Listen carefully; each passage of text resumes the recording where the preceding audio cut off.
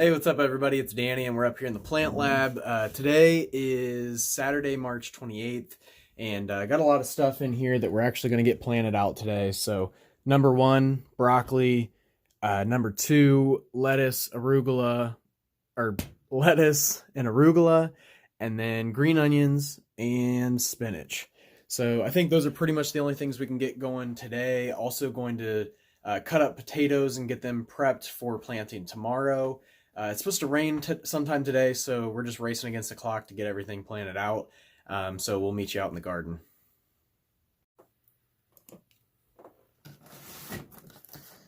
All right, time to move out. Good job. Oh, Twiggy. Look at that sweet face. Look at that.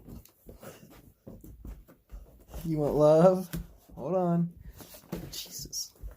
Basie. All right, let's go out to the garden. Come on. Let's go. Let's go. Good girl.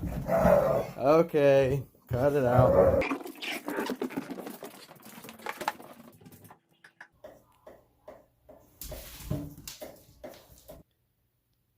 Okay, so there's still some water here in this tray, but let's take a look at the roots that we got growing out of here. I don't know if you can see, but we're doing pretty good. They're actually not, they're growing pretty well, but not, over the top. Be nice. Excuse me? Excuse me? You're the star of this show today, huh? Let's go. Come on.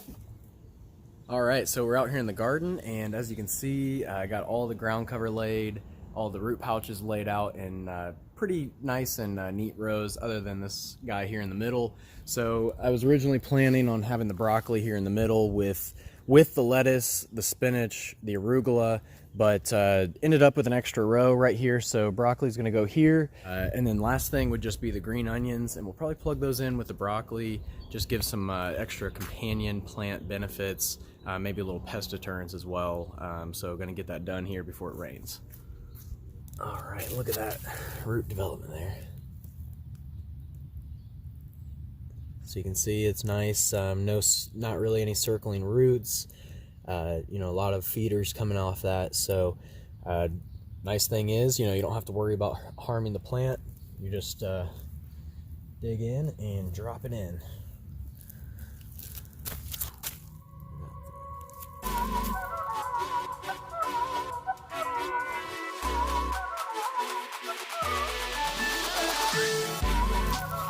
Look at that dandelion root.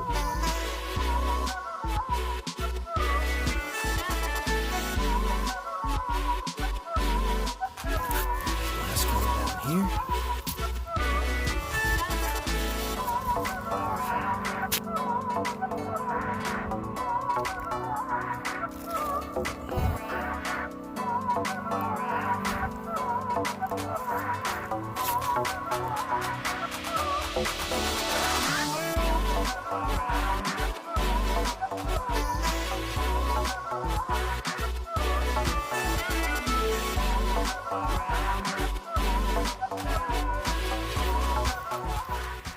I'm gonna have to slow it down just so everyone can hear how amazing just the nature sounds, and spring's definitely alive here in Ohio.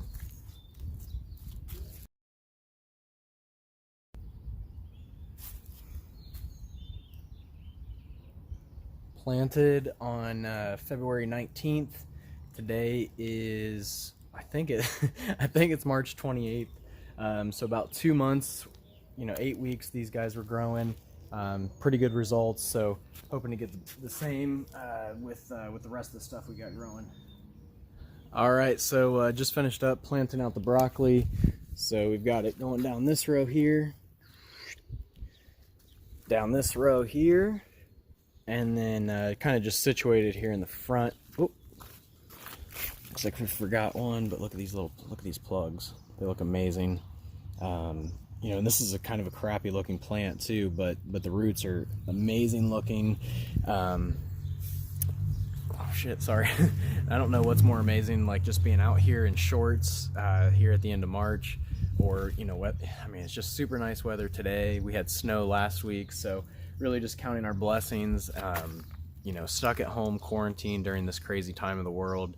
But you know, I was just sitting out there just planting, and just like I stopped and listened for a second, and you know, you hear all the birds and just all of the energy that's in the world. And you know, it's funny because when you're not watching TV, you just realize how good the energy in the world actually is. So you know, get outside, stop paying attention to the news, and you know, get dirty a little bit. So but the rest of these bags here in the middle, I'm going to be filling with spinach, lettuce, and arugula, and then plugging some green onions in some spaces, you know, wherever we can find. And then that'll be it for us out in the garden today. Next up, Salanova in the back, concept lettuce in the middle somewhere, and then the rest of this leafy stuff is arugula. And man, it's looking close. I mean, these guys are right on the edge of being transplanted out. I'm going to give them a couple more, probably a week or two, but this big bushy row is definitely good to go. Ooh, that's a head. Oh my god, look at that. All right, so this is what happens when you overwater a little bit and have a tray that's suspended in the air.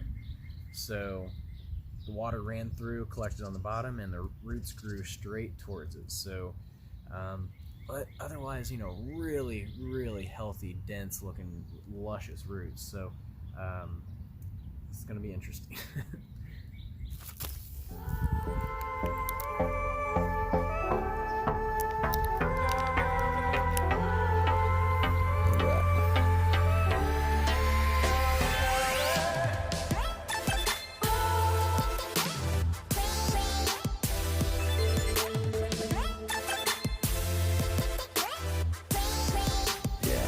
This plug. This is an arugula. Look at that, perfect. Freaking little rocket ship. But yeah, it's pretty interesting because I don't think that arugula actually makes a mycorrhizal connection. So basically that just means it grows like a freaking weed. So hopefully we have some good luck with these guys this year. Alright, so we're all finished up out here with the lettuce and arugula. So you can see the rest of the tray is doing pretty good. Got some roots that are starting to come out of the bottom, which means that they're getting really close. So really what I need to do first though is I need to plant that spinach, I need to get those green onions. Then we'll assess if we can get the rest of these guys planted up. Might have to, just with the way it's looking, and they don't get root bound more than what they might already be. But then again, if you like look at the stems, you know, they're pretty thick, but you know, allowing that to thicken up a little bit more over time is really going to help with pulling these out of the plug trays and ensuring that you have a healthy plant from start to finish. All right, lettuce and arugula is transplanted out. There's the second round, and then this in the middle here, this is going to be lettuce. Oh yeah, you can see some little shoots there. And then the rest of this is mustard greens. So these guys will be sitting here in the incubator for a little while under the stratum lights. Next, we're going to plant out the spinach and the green onions. All right, got all the greens, the lettuce, the spinach, the arugula, all that planted out, broccoli also. So last thing that I'm going to do is get the green onions done. They're looking pretty solid. First time I've really grown green onions successfully from seed. So what I wanted to introduce though was Mycorrhizae. So this is the ultrafine endo-ecto mix, and basically what that means is that it contains endo-mycorrhizal fungi and ecto-mycorrhizal fungi. So endo grows into the roots of the plants, and ecto kind of grows around the roots, so in and out basically. But mycorrhizae, if you're not familiar, is a beneficial fungus that forms a symbiotic relationship with plants' roots.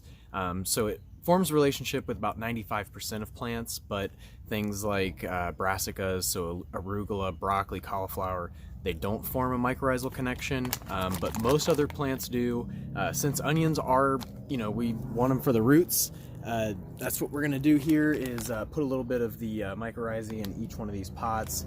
And I decided to use the pots that we're going to be putting our tomatoes, and then if we have to put more over here, the ones that we're putting our peppers in.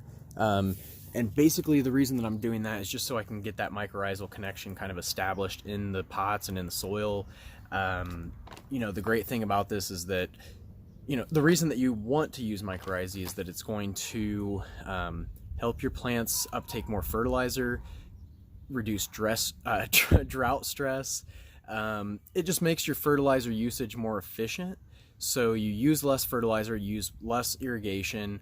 It kind of forms a shield around your plant's roots to protect it from disease and fungus and bacteria. So it's kind of a 3-in-1, helps with drought, nutrition, and disease and pest stress. So Myco Apply, Ultrafine Endo Ecto.